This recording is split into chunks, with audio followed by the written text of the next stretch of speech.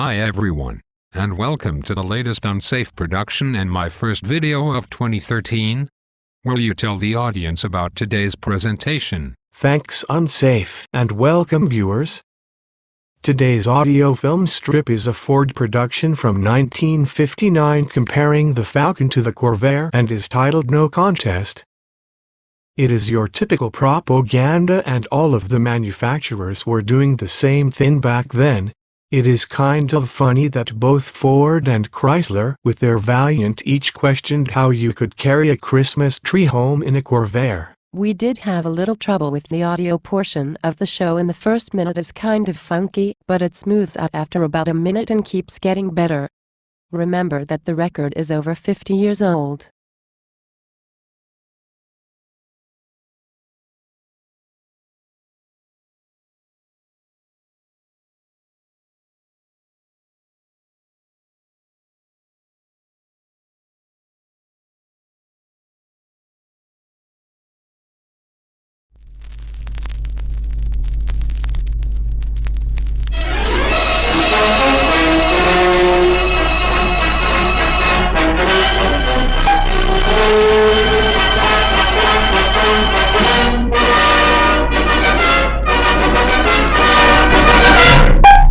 Ordinarily, because of the average American's sense of fair play, it's unfair to compare this fine broadcloth with this strip of coarse burlap sacking. Nor would the average American consider it fair to compare this excellent crystalware with these jelly glasses and milk bottle. The reason we wouldn't consider it fair to compare these items is the broadcloth and burlap, the crystalware and jelly glasses, are not in competition with each other. All serve a different purpose. On the other hand, these two automobiles, the Ford Falcon and the Chevrolet Corvair, are supposedly competitive. Yet they are worlds apart. The Corvair falls grossly short of the standard set forth by the Falcon in the new size car field. Here are some of the reasons why. The thin section front and rear bumpers leave much to be desired by way of safety. Extra cost bumper guards will almost be mandatory. Moreover, the exposed sheet metal above the bumper can hardly escape being chipped and dented from flying stones, and the first few hundred miles of driving will probably do the damage. The sheet metal below the bumper is laid wide open to damage from curbs and other projections encountered in normal driving. Compare the sheet metal front end of the Corvair to this smart-looking Falcon grille, and there's no contest. Compare the thin section bumper on the Corvair with this husky deep section bumper on the Falcon. The Falcon bumper is over 35% heavier in actual weight. And when you remember the Falcon bumpers are designed for maximum impact protection and safety, there's no contest. Still another big item, the Falcon features bright metal moldings on the windshield, backlight, and roof drip rails as standard equipment. But Corvair, by utilizing painted rubber molding, will discover that this type of molding cracks and peels in short order. And an unsightly appearance certainly drains heavily on trade-in value. Fleet owners and used car dealers will bear this out. Another area on the Corvair that will become unsightly is around the fender-mounted gas filler tube. Gas spillage, unless carefully washed away, will deteriorate the lacquer finish, and the area around the tube itself will be subjected to chipping and marring by the gasoline nozzle. An extra cost chrome ring is available to help prevent damage in this area. Then too, during refueling, it would be unwise to smoke a cigarette because of the obnoxious and hazardous gasoline fumes that will undoubtedly enter the passenger compartment. Moreover, the location of the Corvair gasoline tank is beneath the floorboards and directly under the front passenger's feet. Without an engine up front to absorb the impact of a collision, and considering the location of the Corvair gas tank, it's possible a collision could burst the gas tank. The location of the Corvair gas tank leaves a lot to be desired, especially with the gas heater burning a few inches from the gas tank when the heater is on. One more important item. The steering and maneuverability of the Falcon is not greatly affected by tire pressure. This is true of all front-engine cars. However, with the Corvair, tire pressure is a very critical factor in steering and maneuverability. To complicate matters, the pressure differential for the Corvair tires in the front and rear is over 10 pounds. The rear tires require 26 pounds and the front tires 15 pounds. Ask the prospects how often they check the pressure in their tires. Imagine the chances of Corvair tire pressure being maintained as it should be. With Corvair's small screw jack and ratchet arrangement, it's necessary to get down on your knees to position the jack on the well seam. Compared to Falcon's stand-up bumper jack, there's no contest. Well, that covers a few of the exterior deficiencies of the Corvair. Now, gentlemen, for your big story, let's move inside. This cardboard box, for example, is used for packaging bottles. It's used for packaging because it's cheap and disposable. It cannot take too much abuse, will deteriorate if it gets wet, and is easily torn. Despite these shortcomings, the Corvair door panels on both the standard and deluxe models are made of unbacked cardboard. Compare this to the tough, durable plastic paneling with metal retainers on the Falcon doors, and there's no contest. Especially when you consider the Falcon paneling is standard. But that's just a starter. Upholstery, even on this so-called deluxe interior, is nothing more than inexpensive trim cloth. The Corvair rear seat upholstery is the same material. Seat covers will almost be mandatory to get a reasonable amount of wear. Compare this to the pleated beauty, the richness, and the durability of Falcon's upholstery, and there's no contest.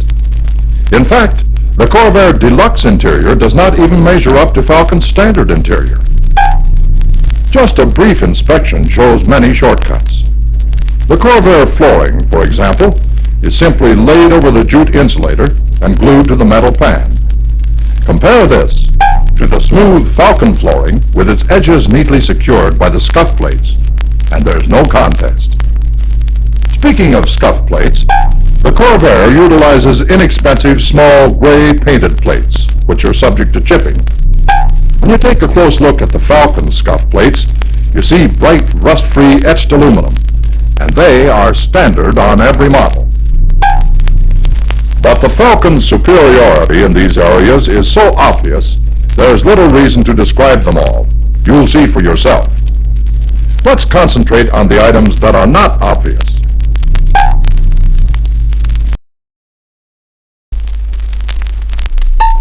The Corvair advertises 6-passenger comfort. Granted, 6 people can get in the car, but comfort? There are many limitations. In the Corvair rear compartment, legroom is at a premium, but more importantly, the width of the Corvair rear seat is nearly 7 inches shorter than the Falcon's. Up front, there are even more limitations.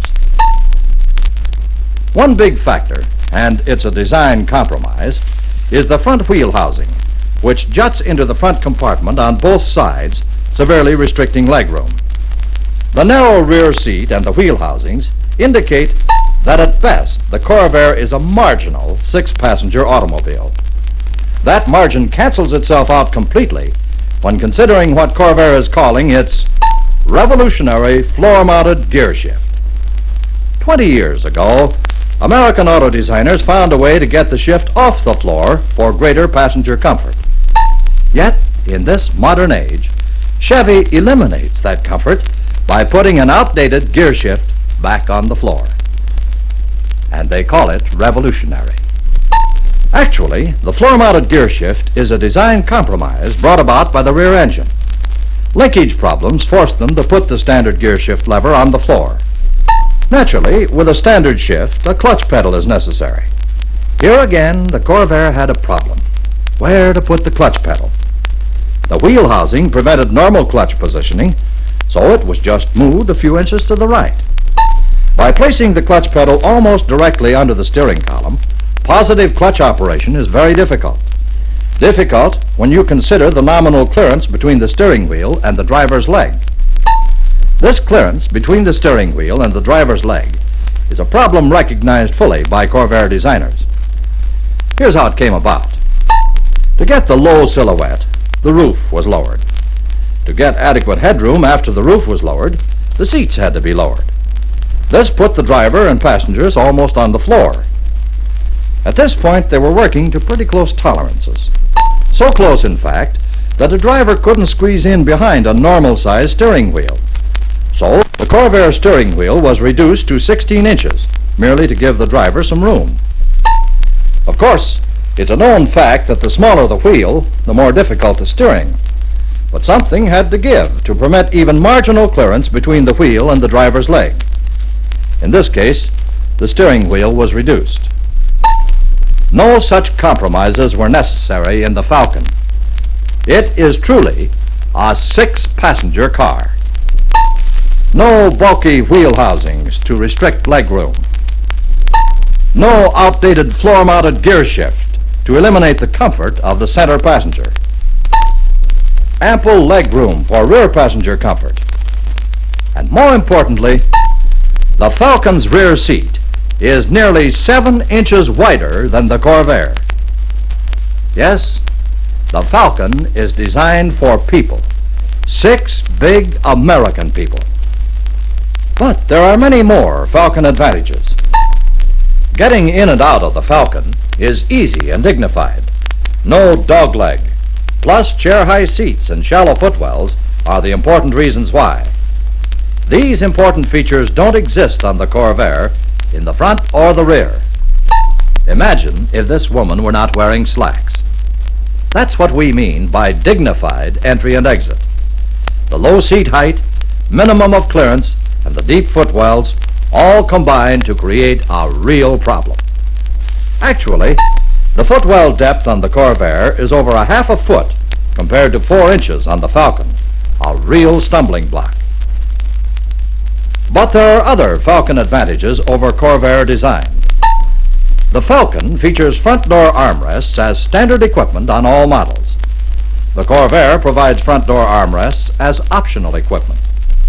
The Falcon provides rear seat armrests and an ashtray as optional equipment. Rear seat armrests and an ashtray are not available through production on the Corvair, even on the deluxe model. In addition, the Falcon provides dual sun visors as standard equipment on all models. The Corvair offers a single sun visor. Dual visors are optional on all models. This means that even on the Corvair 700 Deluxe model, there's an additional cost of $10.80 for 3 items that are standard on every Falcon. A right sun visor and a left and right front armrest.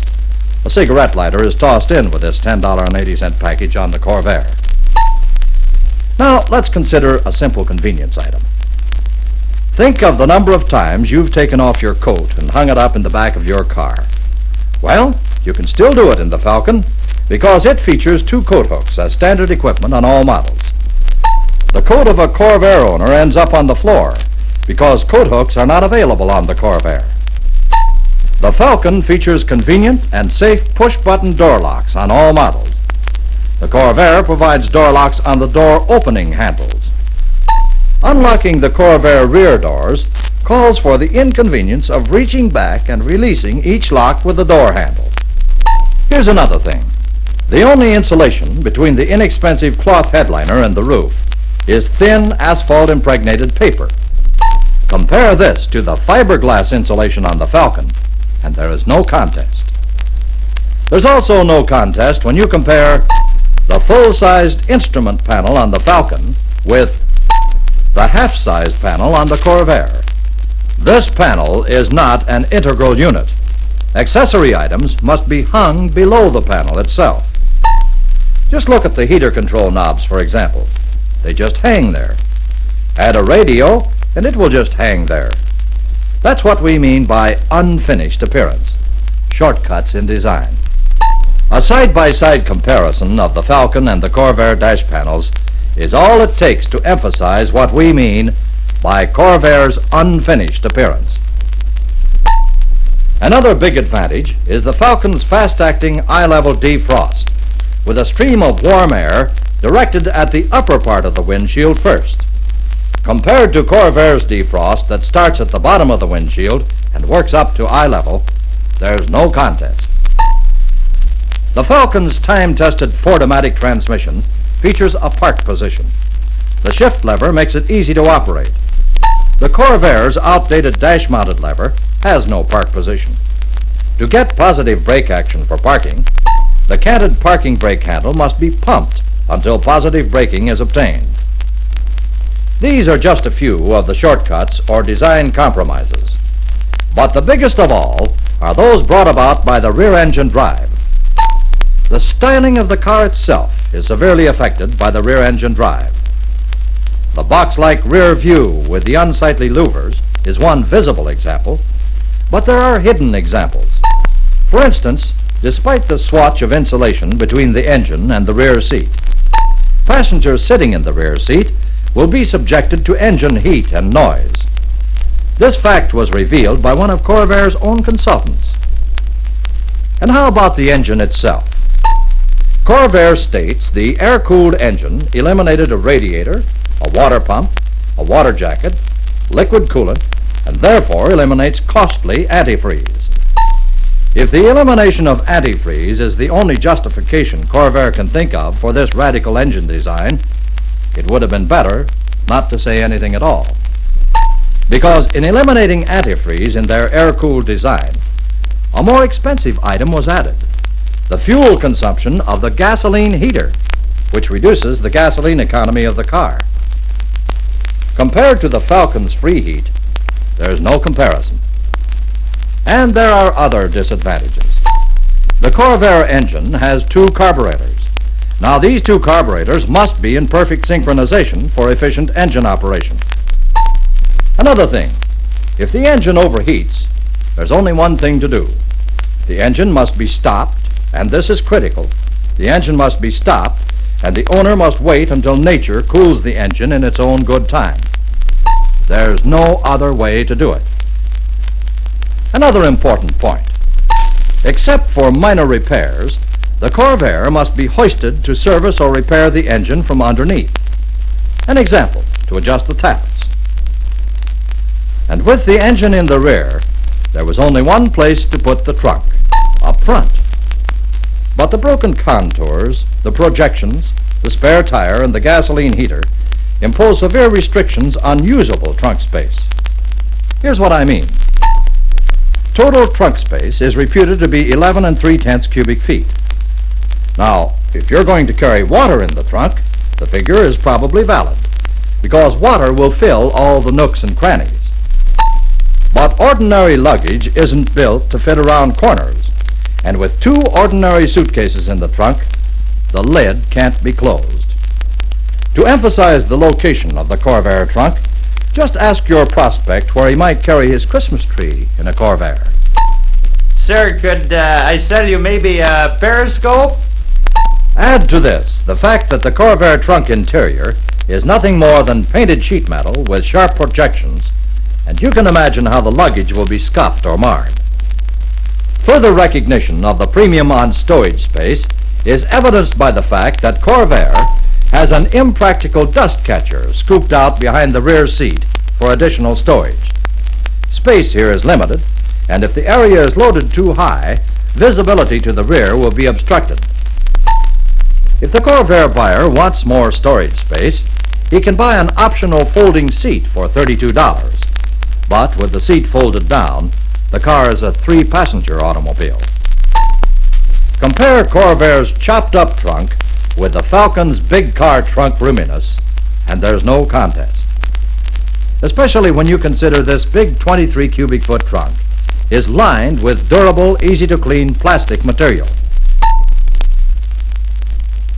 We could go on comparing fine broadcloth to a strip of burlap, just as we could go on showing the Falcon's superiority over the Corvair. But why continue to compare something you have to see to believe? These 2 cars are worlds apart. Let your prospects know just how far apart they are. The all-new Ford Falcon, a car styled around people. 6 big American people. The Corvair, a car that compromised its style for a rear-mounted engine. And in addition to Falcon's product superiority, here's the biggest news of all. The Falcon 2-door is priced a whopping $72 less than a comparable Corvair. And the Falcon 4-door is priced a full $64 less than a comparable Corvair. For quality, comfort, convenience, safety, and economy, the Falcon is way ahead. There's no contest.